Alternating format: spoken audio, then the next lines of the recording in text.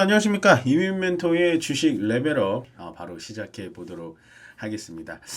네, 뭐 일단은 현재 지금 날씨가 굉장히 좀 안 좋은데요. 오늘도 지금 보시다시피 계속해서 비가 좀 흘러내리고 있습니다. 뭐 저도 뭐 계속 사무실에서 지켜보고 있고 뭐 방송국도 왔다 갔다 하지만 뭐 이런 날일수록 여러분들 많이 대중교통 꼭 타시고요.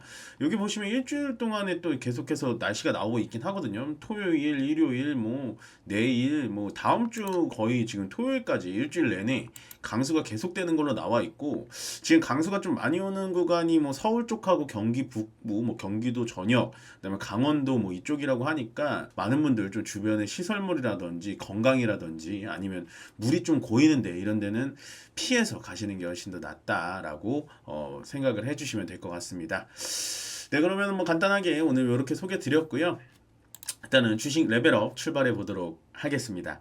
어저께 다우, 그 다음에 나스닥, S&P 500, 다우 빼고는 나머지 다 안 좋게 끝났습니다. 보시면 나스닥도 2.7%나 빠졌고요. S&P 500도 1.39%나 빠졌고, 그나마 다우만 조금 이렇게 0.59% 정도 올라갔는데, 이유가 뭔지 아마 궁금하신 분들이 있을 거예요. 나스닥 같은 경우는 일단 기술주, S&P 500도 기술주, 쉽게 얘기해서 매그니피센트 7 종목들이 다 떨어졌다. 그거는 어떻게 보면은 트럼프발 악재가 너무나 컸다라고 보시면 될 것 같습니다. 어저께는 아마 트럼프가 또 반도체에 대해서 좀 때려주면서 뭐 대만 너네들 뭐 지켜주려면은 돈을 내놔라, 뭐 TSMC 너네 우리 뭐 미국의 피를 빨아먹는 거다 막 이러면서 굉장히 강경책을 냈거든요. 한편으로는 TSMC를 눌러주면 우리나라 삼성전자 하이닉스가 올라가지 않을까라고 또 투자 아이디어를 내실 분들이 있을 텐데, 상대는 트럼프입니다.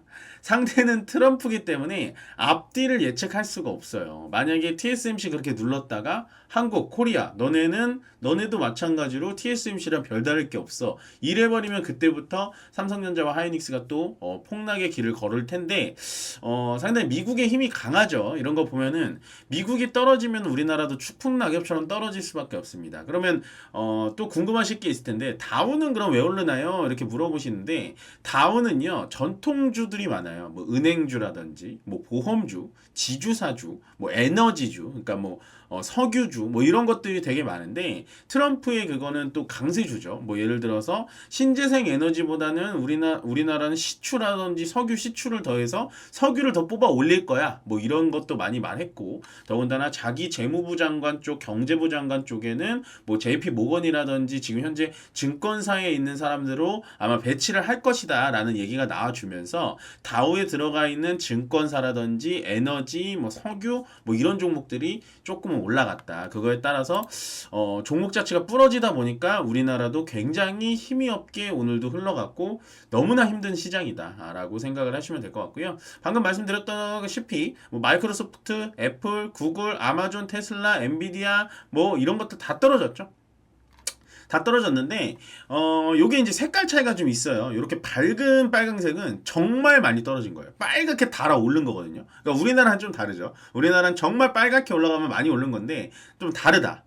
그 다음에 여기 마이크로소프트는 약간 거무튀튀한 빨강색이잖아요. 요거는 약간 이 엔비디아의 새빨강보단 좀 덜하다. 그러니까 약간 덜 떨어졌다라고 보시면 될 것 같습니다. 어감이 좀 덜 떨어졌다라는 게 좀 이상하긴 한데, 아마도 이 색깔 기준은 2% 넘어가면 빨개지는 것 같아요. 요 구글도 좀 거무튀튀 하잖아요. 근데 아마존 2% 넘게 떨어지니까 빨갛고, 테슬라도 좀 빨갛고, 나머지 뭐 요런 거 제가 방금 말씀드린 다우에 들어가 있는 파이낸셜이라고, 뭐 JP 모건, 무슨 뱅킹, 뭐 아메리카 뱅크 막 이런 것들은 다 올라갔죠. 보시다시피 다 올라갔는데, 역시 기술주들은 지금 전체적으로 다 빨간색을 띠고 있다. 그 중에서도 이거 세미컨덕터라고 나와 있는 건데 반도체 관련된 종목이에요. 엔비디아, 뭐 퀄컴, AMD, 뭐 인텔 빼고는 다 떨어졌습니다. 어저께. 그래서 상당히 조금은 안타까운 좀 그런 상황이었다라고 생각을 해주시면 될 것 같고요.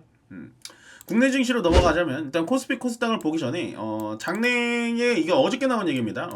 G2 파워의 장철수 대표님이 5,800만 원어치, 5,800만 원어치 매도를 진행을 했는데요. G2 파워는 역시나 그거죠. 원전주죠. G2 파워 한번 볼게요. G2 파워. 예.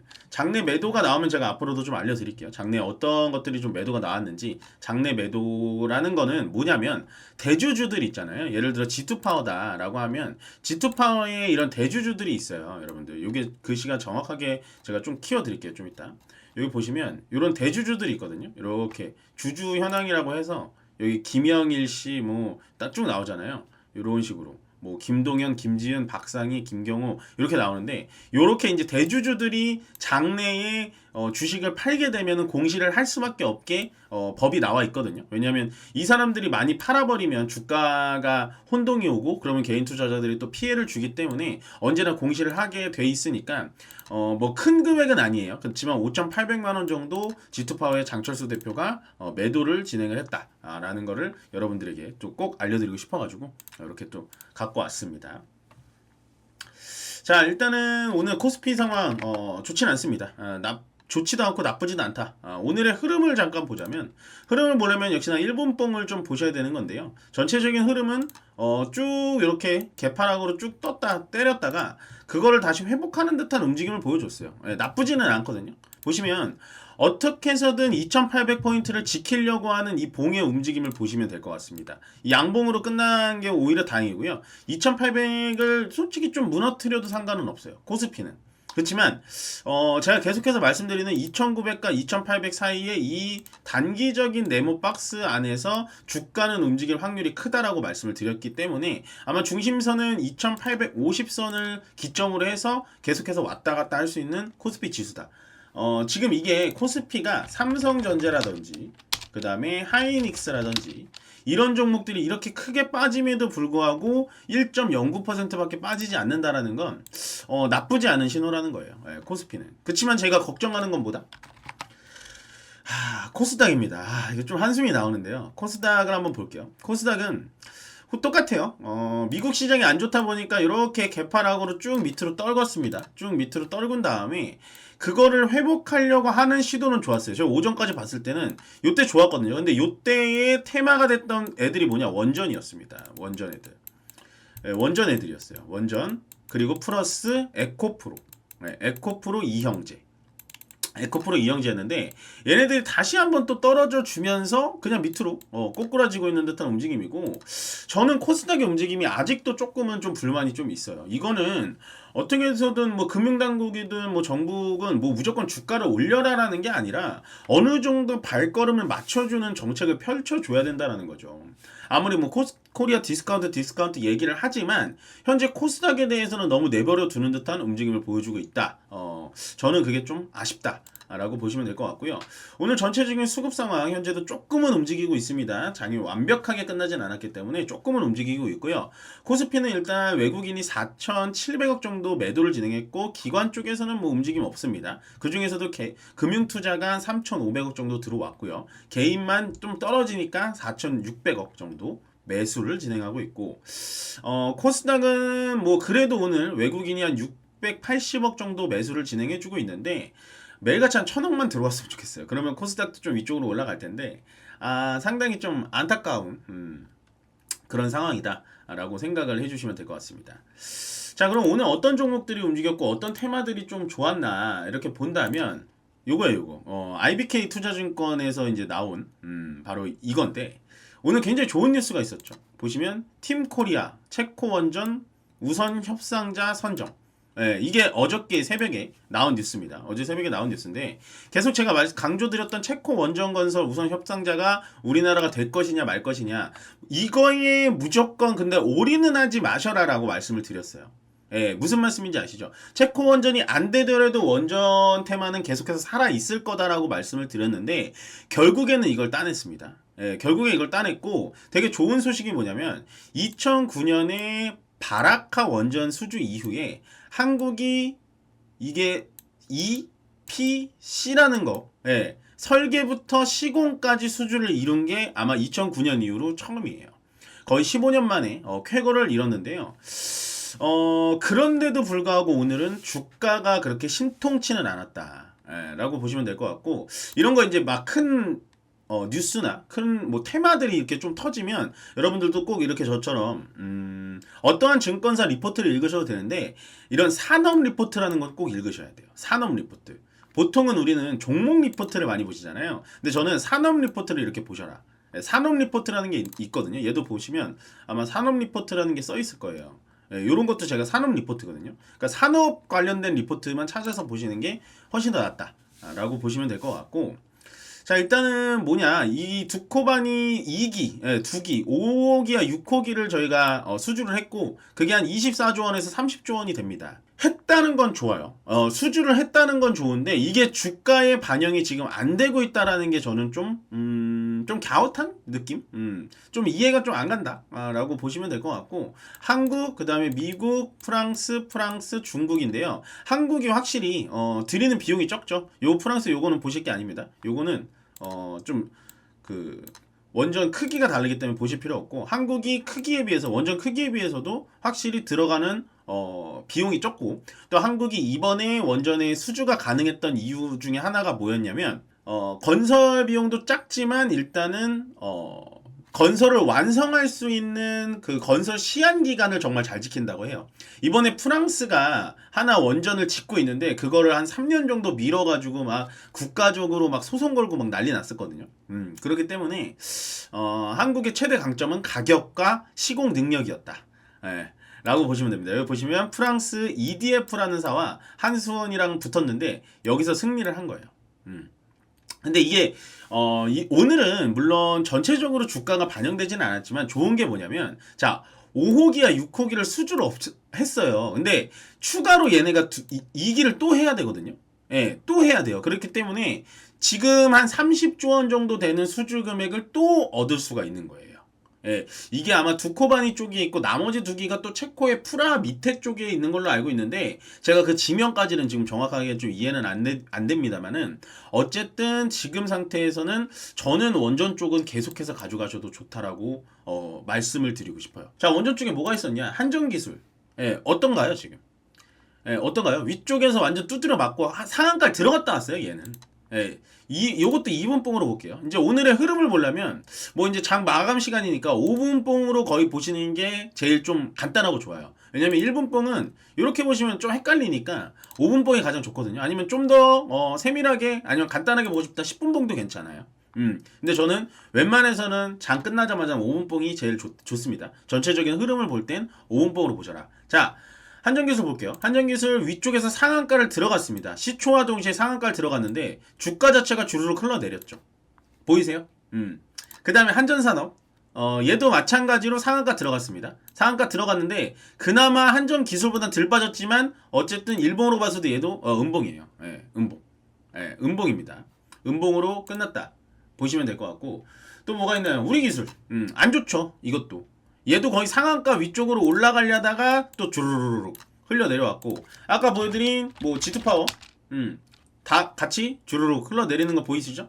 예, 그 다음에 뭐 한신기계 말 그대로 찍었다가 그냥 얘는 보합까지 내려왔고, 그 다음에 우진 계측기 우진 같은 경우도 위쪽으로 한 15% 올라갔다가 얘는 거의 마이너스를 찍고 있죠. 지금 마이너스 1%입니다. 예, 이런 식으로 찍고 있다.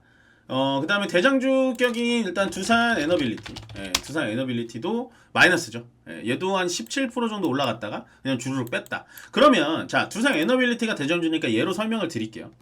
얘가 그러면은 왜 위쪽으로 올라가지 못하냐? 일단은 첫 번째로는 매물출회일 수 있어요. 매물출회가 뭐냐? 매물출회 차익 실현일 수가 있는데, 그게 뭐냐? 여태까지 물려있던 사람들이 위쪽에서 다 팔 수 있습니다. 예, 오늘 매도량도 꽤 많이 나오고 있거든요.